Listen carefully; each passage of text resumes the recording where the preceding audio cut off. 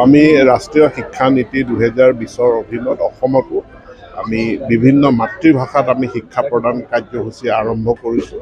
ইতিমধ্যে তিৱা মাধ্যমৰ শিক্ষানুষ্ঠানত তিৱা মাধ্যম প্ৰৱৰ্তন কৰাৰ কাৰণে শিক্ষকসকলৰ প্ৰশিক্ষণ হৈ গৈছে। 62খন বিদ্যালয় নিৰ্বাচন কৰা হৈছে আৰু আমি ইয়াক পৰ্যায়ক্ৰমে আগুৱাই লৈ যাম।